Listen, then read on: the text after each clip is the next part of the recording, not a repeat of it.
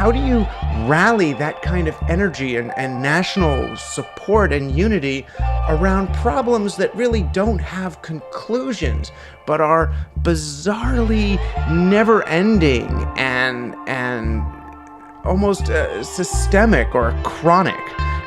Terrorism is not a war that you win. Hunger is not a war that you just go win. The environmental sustainability is not a war that you win, but is more of a chronic battle. It's an awareness. It's an ongoing sensibility. It's like, you don't win at life in that way. You don't win at child rearing. You don't win at community. These are ongoing things. And they're much less like football games or 20th century sports with two sides that fight against each other and then the winner declares victory and ends the game.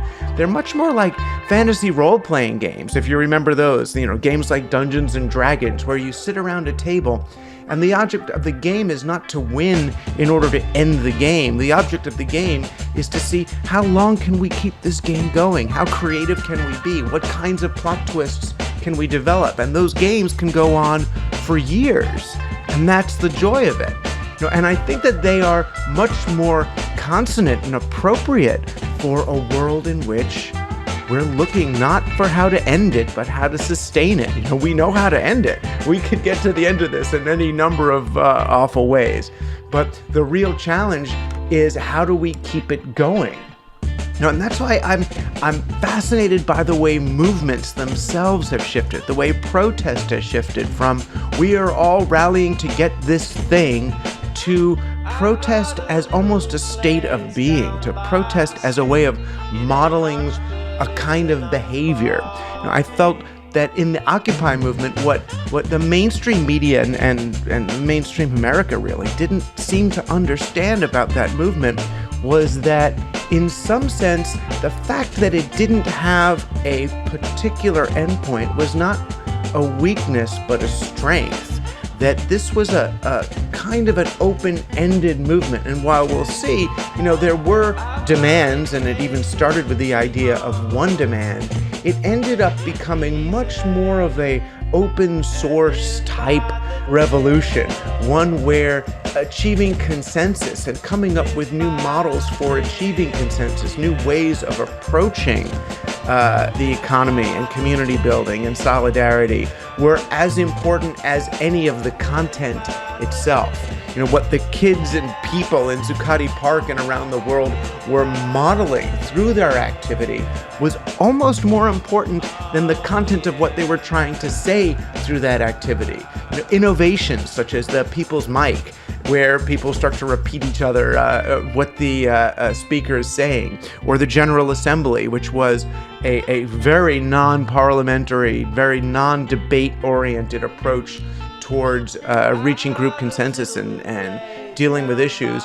They were themselves prototyping new forms of democracy and protest and movement making that were, to me, as important as fighting Wall Street and looking at money and looking at the relationship of money to politics and the amplification of the role of capital over that of labor and land and all of the various issues that were being addressed. The question is whether we're ready for this sort of political activity.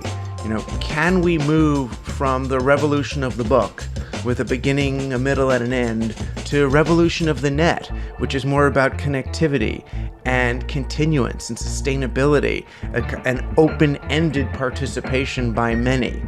And are these movements extremely local the way they feel, because they're so ground-based? Or is there a one movement? Is there a new kind of universal suffrage? Are we connected in our revolutionary activity?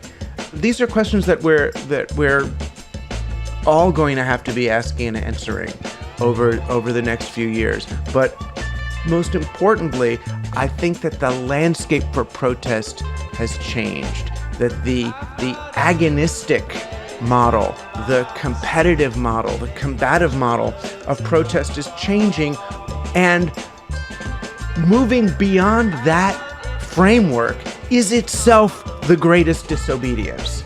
That's the thing they don't expect. We're used to going to a monument and sit down. The teachers of CUNY, where I teach, the City University of New York, we're protesting against having no contract, and we know how to get arrested, how to put our little hands out and get the little plastic, thing put around it and get put in jail. This is planned. You make the appointment to go and get arrested and stay within those lines.